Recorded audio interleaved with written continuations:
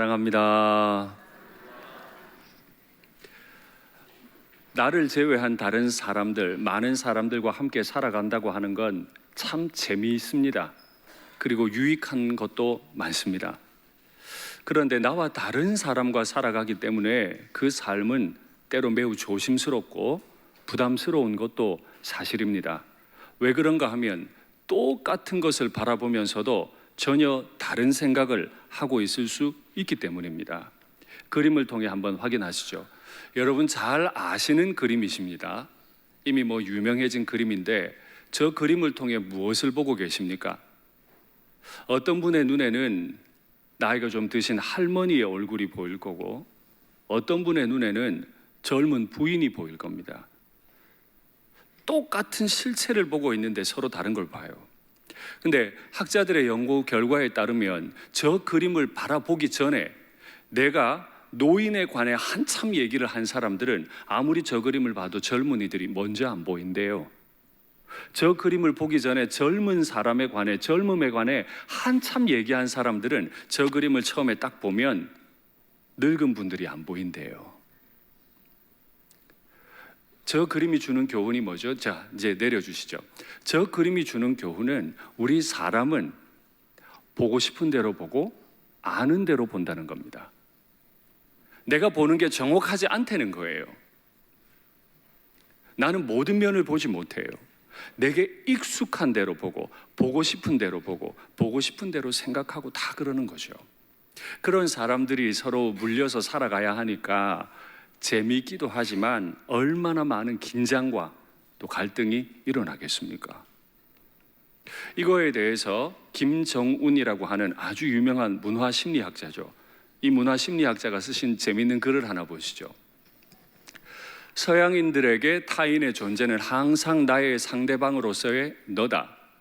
타인이라는 사람은 나와 똑같은 위치에 있는 너라는 거죠.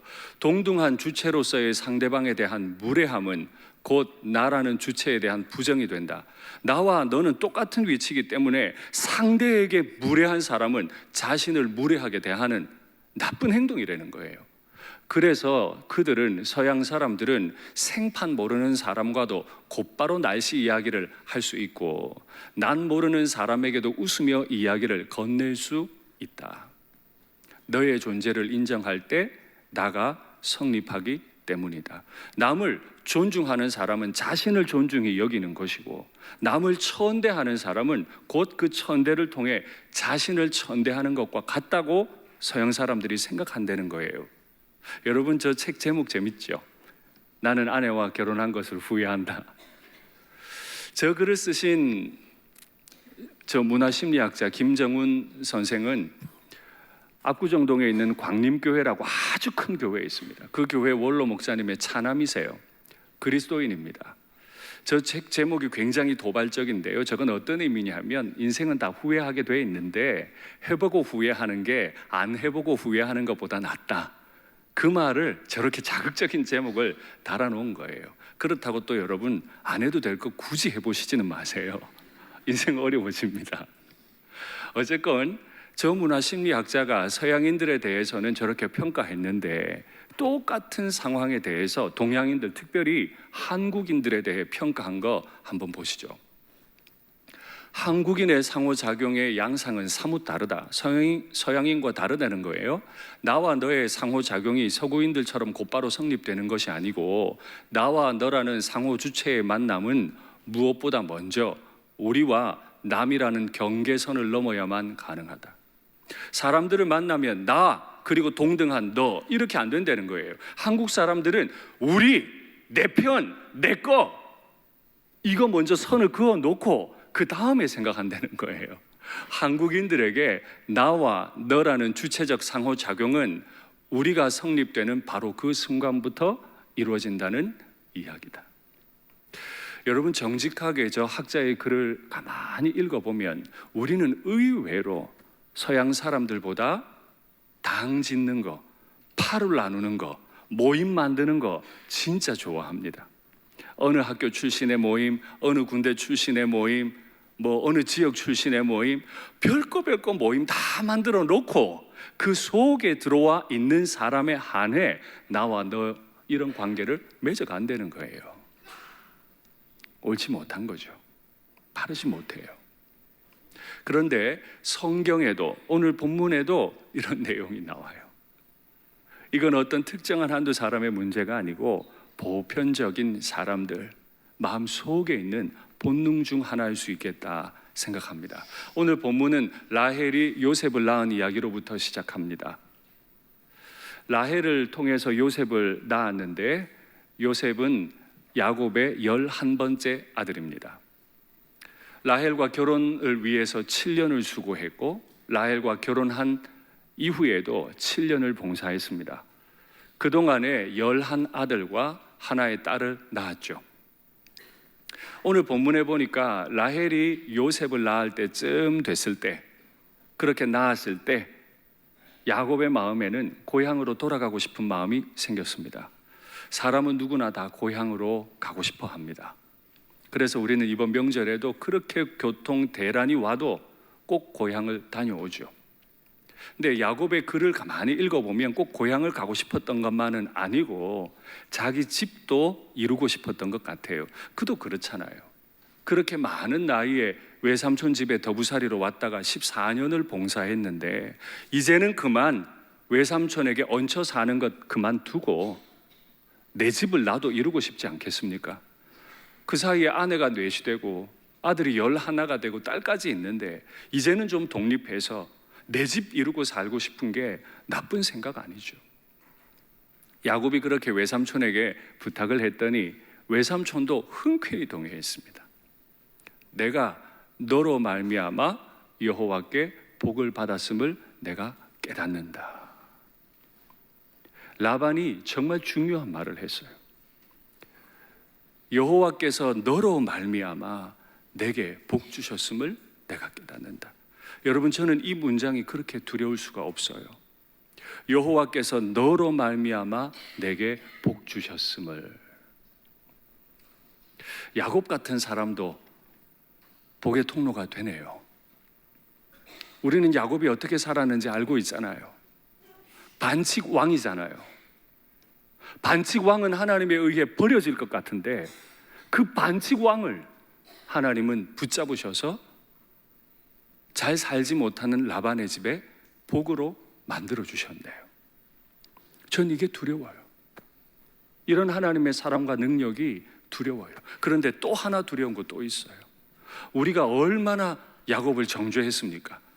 반칙 왕이라고 얼마나 반대하고 정죄했어요. 그런데요, 나는 야곱보다도 다른 사람에게 더 복이 되고 있습니까? 나는 다른 사람을 정작 정죄하면서 그 사람이 다른 사람에게 복이 된 것 이상으로 나는 다른 사람에게 정말 복된 인생을 살아가고 있는가 하는 겁니다.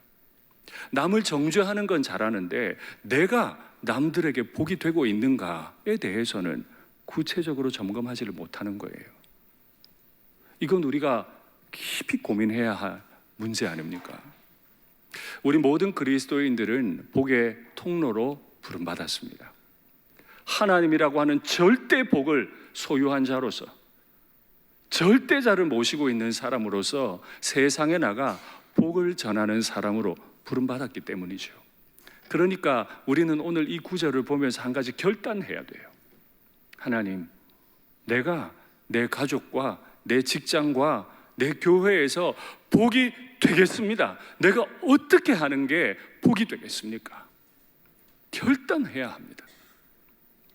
내 복을 누리는 사람들이 나에게 와서 하는 말이 내가 너 때문에 복 받았음을 깨달았다고, 하나님이 너로 말미암아 내게 복 주셨음을 깨달았다고 와서 내게 말하기까지 나는 복된 삶을 살겠다고 다짐해야 하는 것이 그리스도인이라는 거죠.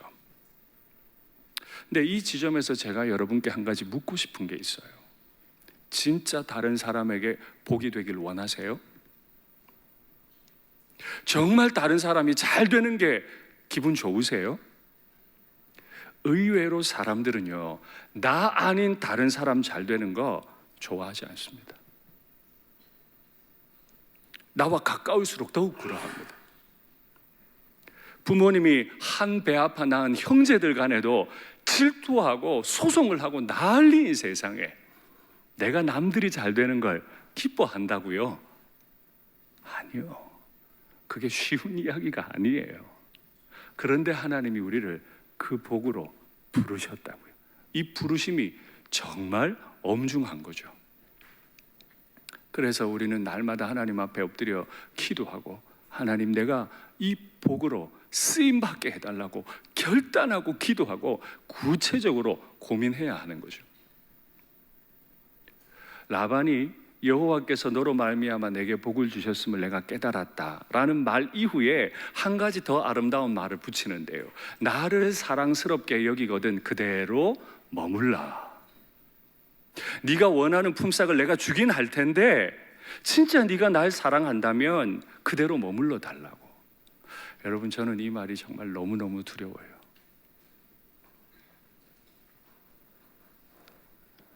여러분은 여러분 자신이 계신 가정에서 환영받는 사람입니까?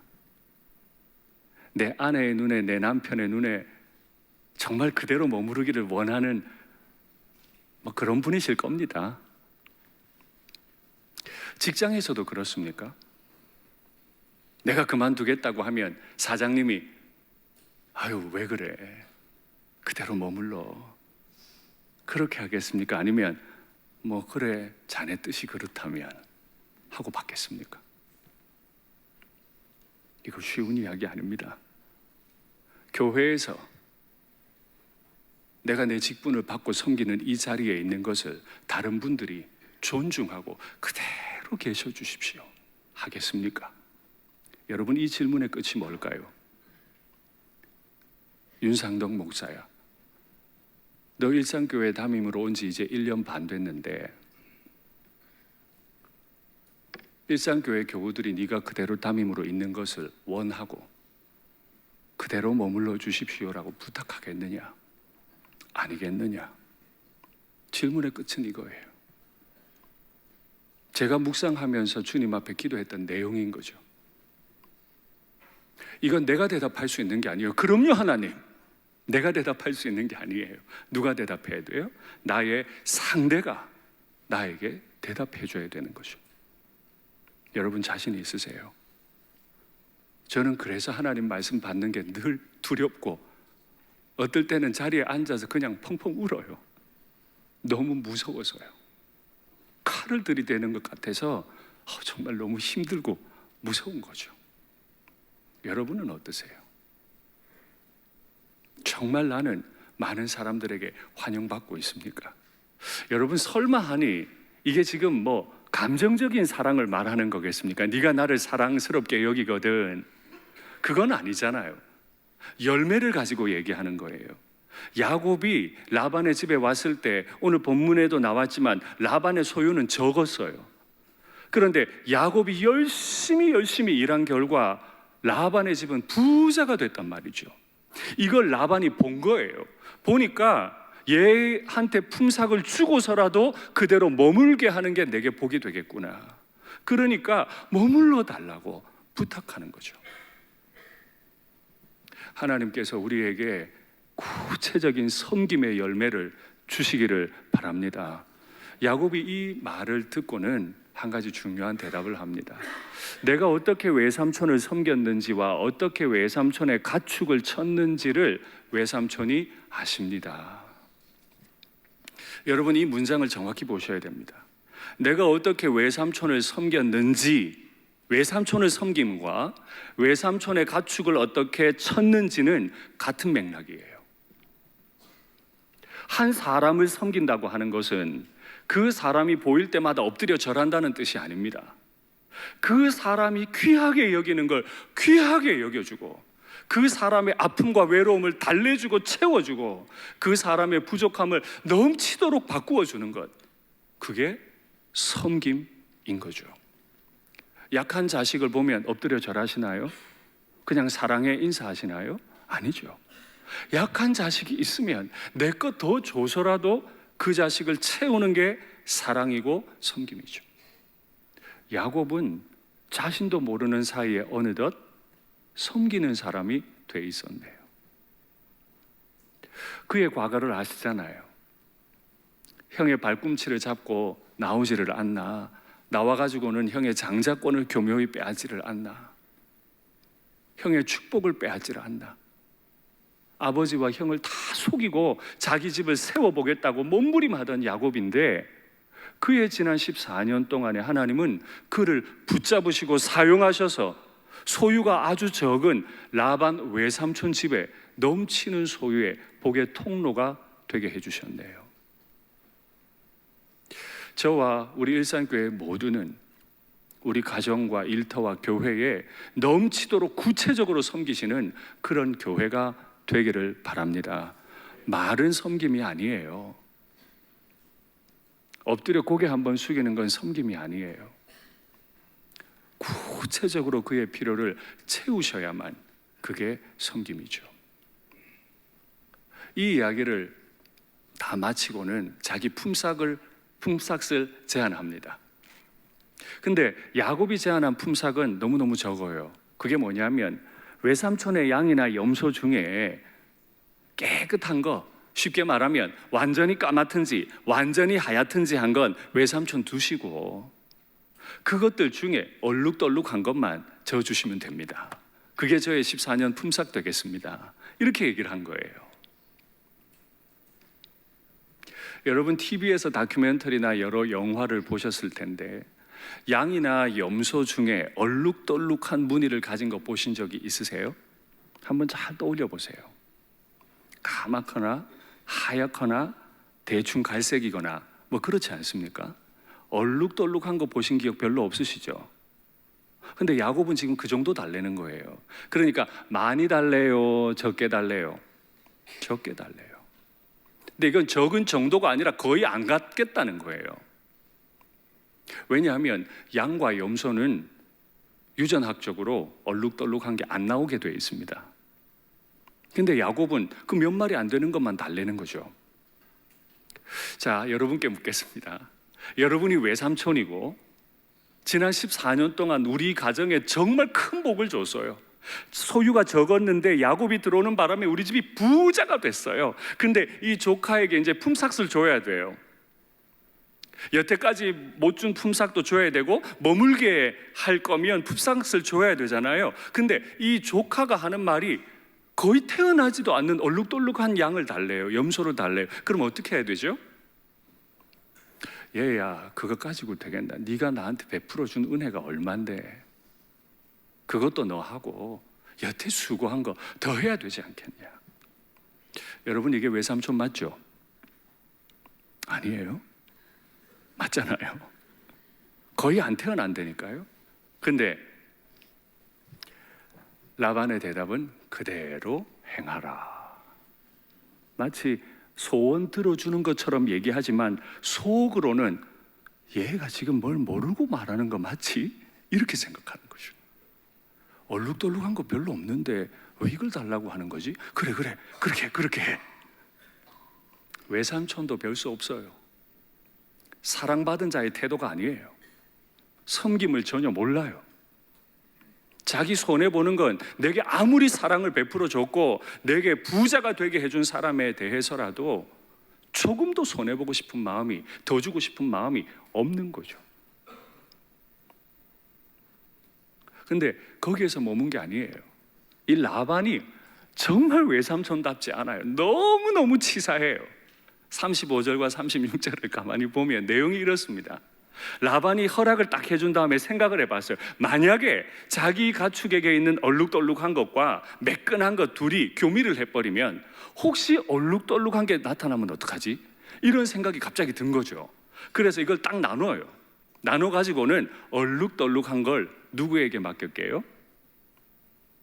라반 자신의 아들들에게 맡겨요. 믿을 수 있는 놈들에게.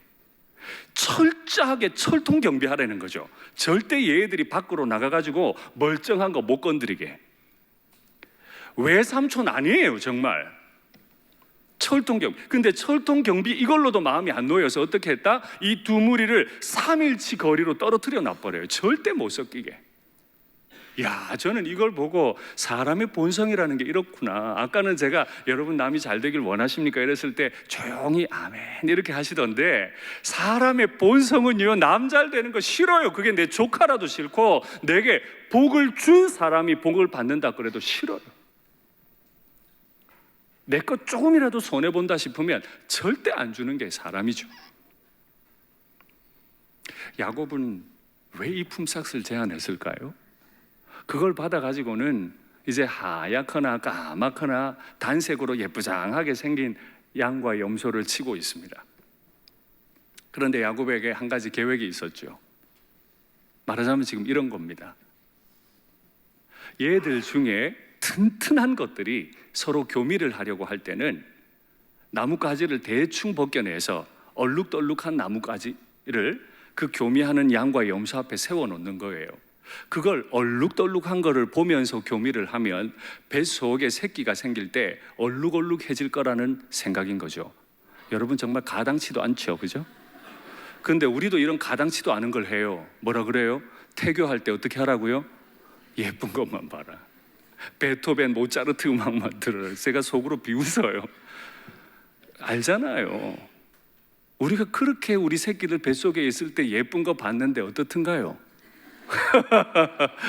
그게 그렇게 쉽게 되는 게 아니에요. 얼룩덜룩한 거 본다고 얼룩덜룩한 거 나고, 이쁘장하게 생긴 거 본다고 이쁘장하게 생긴 게 나오는 게 아니죠. 그건 말도 안 되는 소리죠. 그런데 오늘 본문의 결론을 보면요, 야곱이 그가 매우 풍성해졌대요. 왜냐하면 튼튼한 것들이 교미만 하면 다 얼룩덜룩하게 태어나거든요. 이게 너무 신기한 거죠. 도대체 무슨 일이 일어난 겁니까? 더구나 매우 풍성하다 하는 이 본문을 히브리어로 보면 매우라는 말, 메오드라고 하는 이 단어가 2번 반복돼요. 메오드 풍성해졌다 이렇게 나오거든요. 그 말도 안 되는, 가당치도 않는 행동을 하는 야곱에게 그 결과가 매우 풍성하게 재산이 많아져 버린 거죠. 정말 얼룩덜룩한 거 봤기 때문에 얼룩덜룩한 새끼가 생긴 겁니까? 아니죠. 야곱은 지 한번 살아보자고 지 나름의 지혜를 가지고 그런 마술적인 행동을 한 거예요. 우린 알아요. 그것 때문에 새끼가 그렇게 나오는 게 아니에요. 야곱은 야곱 저 자신대로 노력하는 것 뿐이고, 하나님은 그 순간에 하나님대로 일하고 계셨던 거죠. 전능자께서 늘 속이다가 속임을 당하고 있는 이 야곱이 불쌍해서 이 야곱을 집을 세워주시기 위해서, 마침내 이 야곱이 12지파의 조상이 되게 하기 위해서 미련한 짓을 하고 있는 야곱임에도 불구하고 야곱의 행위를 뒤로 하시고 하나님은 하나님의 일을 하고 계셨던 거죠. 그래서 이 거짓말 대왕 야곱도 하나님의 복을 받아 12지파의 조상이 됐던 것 아닙니까? 저는 이런 하나님 보는 게 너무너무 두려워요.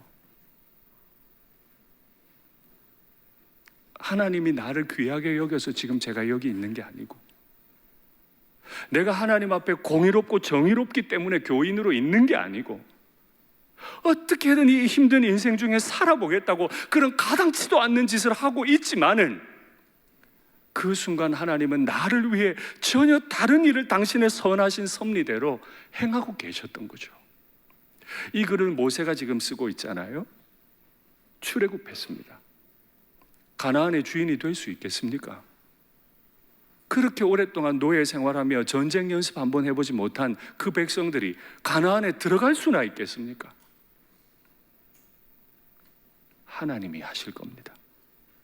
그들을 불러내신 하나님이 그의 인생을 책임지시고 가나안의 주인이 되게 만들어 주실 겁니다. 이 본문을 묵상하다가 제가 문득 이런 생각이 났습니다. 저를 위해 기도하시는 분들인 거죠. 저를 위해 기도하시는 분들은 참 많습니다. 여기 계신 일상교회 교우들께서도 이 어린 담임 목사를 위해 늘 기도하시는 줄로 압니다. 그러나 또한 우리 교회에 계시지 않지만 우리 양가의 부모님들도 저와 저의 목회와 우리 교회를 위해 새벽마다 밤마다 기도하십니다. 이 못난 사람이 설교가 뭐라고 제가 과거에 사역했던 교우들께서도 우리 교회 홈페이지에 들어와서 설교를 많이들 들으신다고 제가 들었습니다. 그분들도 이미 떠나버린 사역자지만 저를 위해 기도해 주시고 제 설교를 들어주시고 축복해 주시고, 제가 지난 교회에서 섬겼던 스승 목사님들께서도 저를 위해 기도해 주시고, 또 저의 지인들도 저를 위해 기도해 주시고, 어떤 면에서 저는요, 얼룩덜룩한 그 막대기 하나 놓고 제 살 길 찾느라고 몸부림하는 것뿐이지만은 저를 위해 눈물로 기도해 주고 계신 수많은 분들의 힘 때문에, 그분들의 기도를 도구로 사용하신 하나님의 전능하시고 사랑 넘치시는 섭리 때문에 여기에 있는 것 아닐까요? 우리 일산교회뿐이겠습니까?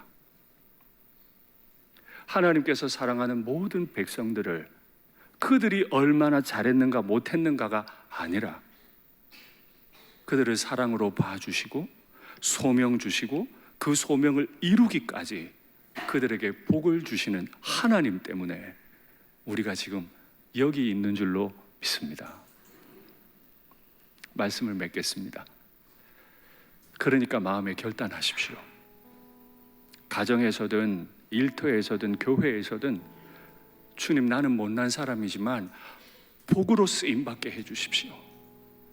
남들을 들춰내고 남들을 정죄하는 사람이 아니라 남들에게 복을 끼치고 남들의 재산이 풍성하게 해주는 복으로 쓰임받는 우리의 인생이 되게 해달라고 기도하십시오.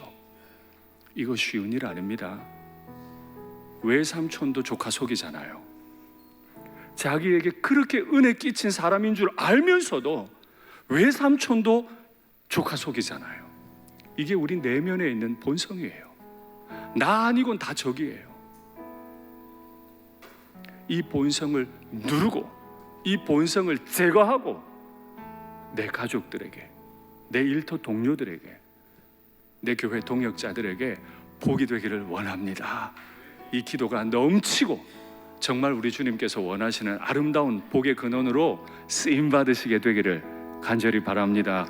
우리 찬송할까요? 모든 시선을 주님께 드리고 살아계신 하나님을 느낄 때 내 삶은 주의 역사가 되고 하나님이 일하기 시작한 내 모든 시선을 주님께 드리고 전능하신 하나님을 느낄 때 세상은 주의 나라가 되고 하나님이 일하기 시작한 주님의 도우심 바라보며 주님의 도우심 바라보며 모든 어려움이 기도다 흘러가는 순간순간마다 주님 약속 새겨 날마다 주님 내 곁에 계셔 날마다 주님 내 곁에 계셔 자비로 날 감싸 주시네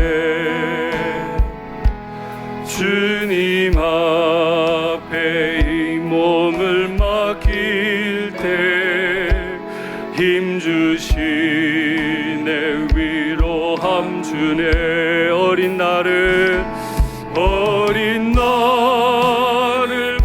이 자격 없는 자를 품에 안으셨고 이 자격 없는 자를 위해 십자가 사랑을 우리에게 주신 분이시죠. 그분이 우리와 함께 하시며 그분이 우리로 하여금 복이 되게 하시겠대요.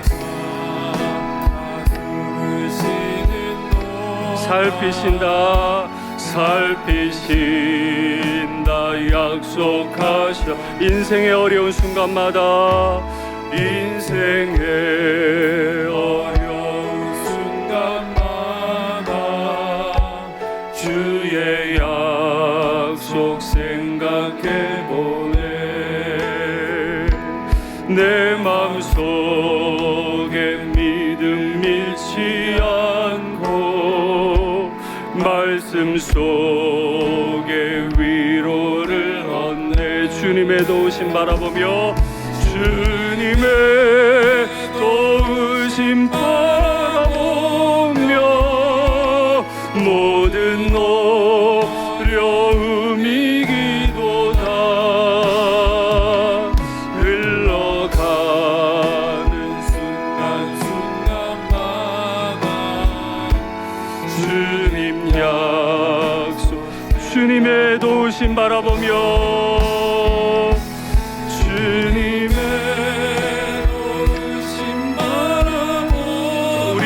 못 걸어가는 인생이에요. 내 힘으로 내 인격으로는 내 지혜로는 절대 남들에게 복이 되지를 못해요. 내 하나님이 도우셔야 가능한 일이죠. 주님 약속 새겨봅니다. 눈을 감고 한번 기도의 제목을 받으시겠습니까?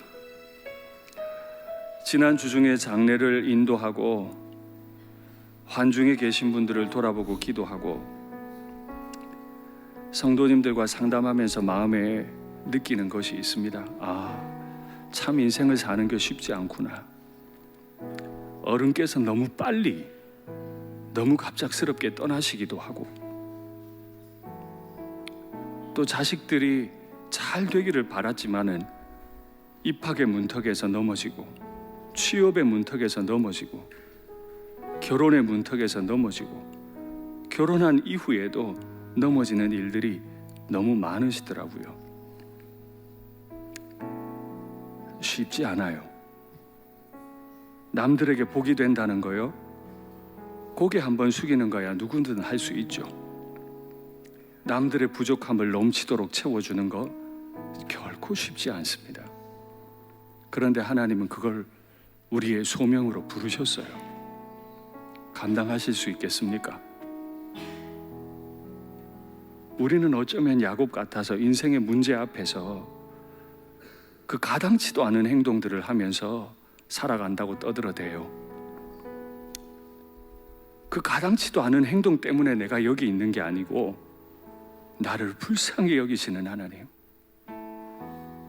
내가 그 가당치도 않은 일을 할 때 당신의 일을 하고 계신 하나님 때문에 지금 우리가 여기 있는 것 아닙니까? 하나님 앞에 한번 기도하시죠. 이 어리고 어리석은 나를 가정과 일터와 교회에서 복이 되게 해달라고 주님 이름 한번 간절히 부르고 기도하겠습니다. 주여. 하나님 아버지, 한 여자를 얻기 위해 14년의 수고를 아끼지 않았습니다. 그동안에 나의 외삼촌은 참 많은 것도 가지시게 됐지만은 그 외삼촌의 조카를 향한 마음을 살펴보니 그 마음이 어쩌면 내 마음속 깊은 곳에 있는 마음인지도 모르겠습니다. 남들 잘 되는 것 보기 싫고 남들이 나보다 더 많이 가지는 것 보기 싫고 나보다 못한 사람이 내 경쟁자가 잘 되는 것 보기 싫은 마음이 내 속에 여전히 있습니다. 그러나 하나님, 나는 두렵습니다. 정말 가당치도 않은 인생을 살아가고 있는 나를 하나님의 식구로 불러주시고 하나님의 식탁에 초대해 주시고 예수님의 피를 내 온몸에 발라주신 것을 내가 그 사랑을 어찌 감당할지요. 하나님, 그 사랑받은 자로 살기 원합니다. 눈을 들어보니 결핍에 빠진 분들 너무 많습니다. 외롭고 힘든 분들 너무 많습니다. 하나님, 내가 그분들을 구체적으로 섬길 수 있게 도와주시고 한 번이라도 더 신방하게 하시고 한 번이라도 더 부지런하게 찾아뵙게 하시고 한 번이라도 더 그분들의 필요를 채우게 하시고 하나님, 내게 은혜를 주사 그분들 모자라는 것들 다 채워드릴 수 있는 복이 내게 있게 주님 도와주시옵소서. 하나님, 저는 그 거룩한 일들을 감당하기에 가당치도 않은 사람입니다. 그러나 주님의 사랑이, 그 십자가 사랑이 오늘 내게 있는 것을 믿사오니 주님 나를 그렇게 사용하여 주시옵소서. 하나님, 우리 일상교회 교우들 가운데 경제적인 어려움 때문에 고통당하는 분들 계십니다. 자녀들의 문제로 주님 앞에 신음하며 기도하는 분들도 계십니다. 아버지여, 불쌍히 여겨 주시옵소서. 아버지여, 도와주시옵소서. 이 깊은 수렁에 빠진 문제들이 해결되도록 주님 도와주시옵소서. 어른들을 섬기는 문제, 자녀들을 돌아보는 문제, 일터에서 진급하는 문제, 일터에서 재계약하는 문제, 하나님 정말 숨막히는 일들이 너무 많습니다. 하나님이 모든 일들을 감당해 갈 수 있도록, 그 고통스러운 삶의 자리에서도 복으로 쓰임받을 수 있도록, 야곱 같은 인생을 살 수 있도록, 비록 나는 못났지만 하나님이 나로 말미암아 복을 주시는 것을 내 눈으로도 볼 수 있도록 하나님 도와주시옵소서. 내 입으로 말하는 것이 아니라 남들의 내 인생을 그렇게 평가해주고 남들의 나와 함께 머물기를 기뻐하는 그런 삶을 살도록 하나님 나를 도우시기를 간절히 원합니다. 내 입술로 내 치적을 드러내는 것이 아니라 남들이 나의 일을 드러내주고 하나님이 나를 귀하게 여겨주시고 하나님이 나를 사용하시는 그런 야곱 같은 인생을 살아가도록 하나님 도와주시옵소서. 사랑의 하나님 아버지, 내 과거를 아십니다. 내가 어떻게 아버지와 형을 속이고서라도 1등이 되어야 했는지 그 아픈 마음도 그 욕망도 다 아시고도 저를 복으로 사용하십니까? 그 은혜를 망각하고 남들에게 복이 되기보다 짐이 되며 남들에게 기쁨을 주기보다 아픔을 주는 인생으로 살았음도 고백합니다. 내 말과 행동으로 얼마나 많은 사람들을 아프게 했는지 이 시간에 주님 앞에 고백합니다. 이 죄인 윤상덕이를 가려주시고 십자가의 피로 저를 옷 입혀 주시옵소서. 주님 간절히 원합니다. 저의 가정과 저의 일터와 저의 교회가 저로 말미암아 복을 누리게 하여 주시옵소서. 우리 일산교회 교우들 어디에 계시든 하나님의 복의 통로로 쓰임받게 하여 주시옵소서. 자녀들의 진학과 취업, 결혼의 문제로 주님 앞에 애달프게 기도하시는 분들, 경제적인 숨막힘 견디시며 주님 앞에 헌신하는 분들, 불쌍히 여겨 주시옵소서. 갑작스럽게 부모님을 여인 가족과 병환 중에 계신 분들과 정말 주님 아니고는 소망이 없는 많은 분들을 주님이 헤아리시고 야곱과 라반에게 주셨던 복을 우리 교우들과 그 가정의 일터에 넘치도록 부어 주시옵소서. 주 예수님 이름으로 기도하옵나이다. 아멘.